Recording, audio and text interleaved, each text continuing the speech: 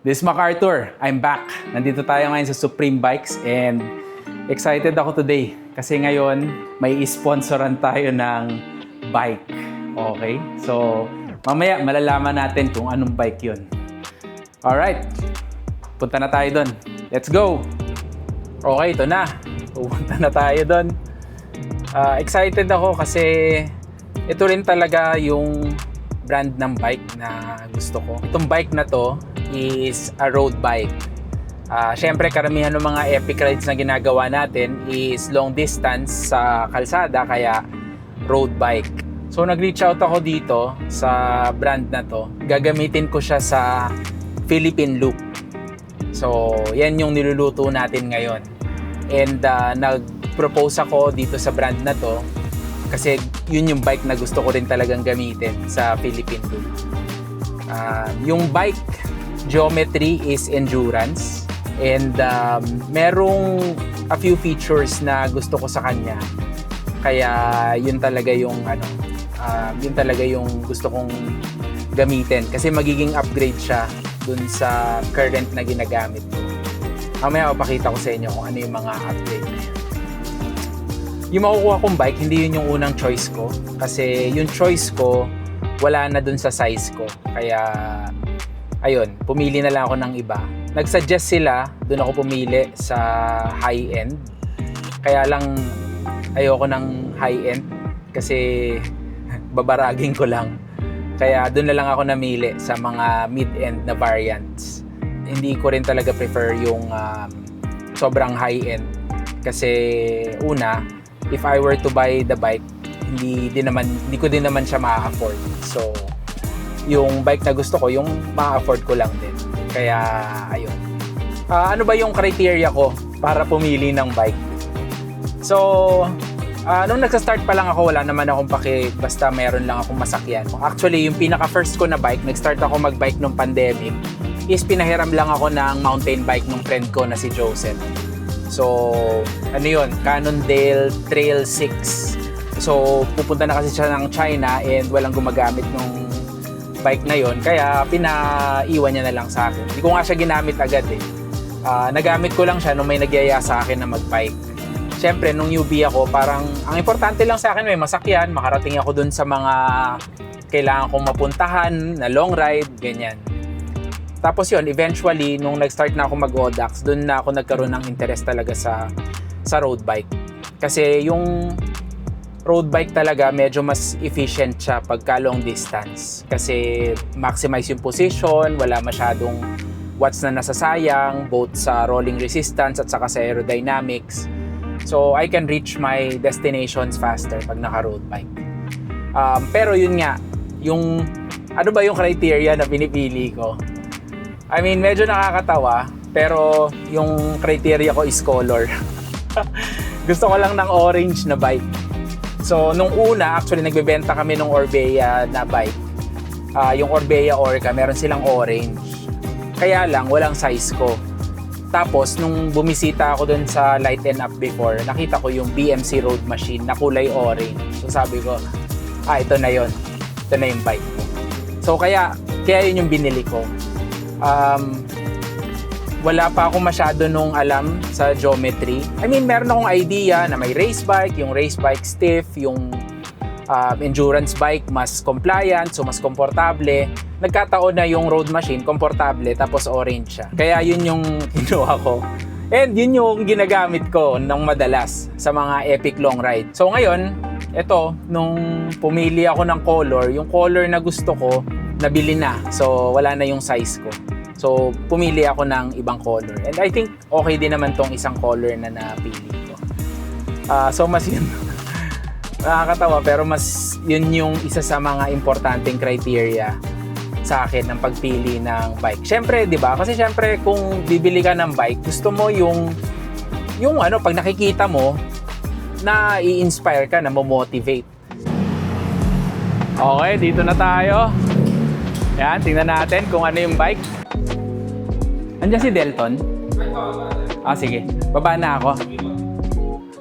Okay, ito na.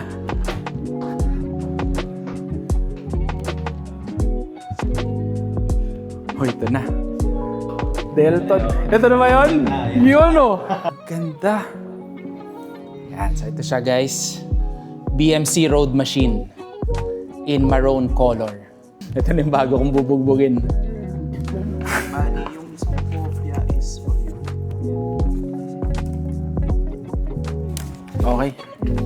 Pa-picture tayo. Ako naman. Ayos. Grabe. Okay guys, quick bike check lang. So this is the BMC Road Machine 1. Okay, so yung range ng road machine, meron tayong tinatawag na mid-tier at saka high-tier. Okay, so this is the mid-tier. Carbon siya, naka Ultegra Di2 na siya, full Ultegra R8100. Okay, ano yung nagustuhan ko dito sa bike na to? So as you know, yung current na ginagamit ko is yung road machine na 2021. So for this year, for 2025-2026, there are 2 upgrades that I look forward to dito sa model na to. Yung first one is yung tire clearance niya is 40mm. So kasya sa kanya yung gravel tire. So yun din yung reason kung ba't ibebenta ko na yung Canyon Grizzle ko. Kasi ito na yung gagamitin ko as gravel bike pag sumasali ako sa mga event. And also, meron din ako ng BMC na mountain bike, yung BMC 2-stroke na ginawa kong drop bar. Pagka medyo mas like yung Brusco, ganyan, yun yung gagamitin ko. Pero yung mga smooth gravel, ito na rin yung gagamitin ko. So, one bike both for road and for gravel. Yung another thing pala na nagustuhan ko rito is itong compartment. Okay, so meron na siyang compartment dito. Ayan. Okay, so natatanggal siya. And yan, pwede kong ilagay na yung tools dito. Kasi every time na magra-ride ako, meron akong tool na nakalagay sa saddle bag. So at least dito, naka-fix na siya. And nakatago siya. So marami akong pwedeng ilagay pa na iba. Okay, so ito yun. Ito yung dalawang features na pinaka nagustuhan ko rito. Tapos of course, since road machine siya, this is built for endurance. So yung geometry niya is comfortable. So ang size nito is 51. Yun yung size ko sa BMC Road Machine. Other things to note is yung bar na nakalagay sa kanya is 390. It follows yung mga current trends ngayon, pero it flares out to 440. So kasi pagka nagpunta ka sa drops, mas wide siya for better control. Okay? Other things to note here, yung wheel set niya, aluminum. Papalitan natin yan nung Hunt na carbon. Yung nagustuhan ko dito, Rubino na yung nakalagay na tires. So, I think ito gagamitin ko to, Vittoria Rubino. Kasi nakagamit na ako ng Vittoria Rubino before. Nagustuhan ko siya. Maganda yung rolling niya at the same time, matibay din siya. Naka-Cell Italia na rin siya na Model X. Itong Cell Italia na saddle na to, ito yung isa sa pinaka mabentang saddle sa amin actually. Tingnan ko kung fit yung pet ko dito. Kasi I'm used to Cell Italia SLR. Tapos yung isa na feature nito is meron siyang tail light. Okay? Yan. Naka-integrate na doon sa design niya. Okay, yung isa ko pang nagustuhan dito is yung design ng frame kasi personally gusto ko yung malinis tingnan. Ayoko yung may mga branding dito sa fork or dito sa seat stay.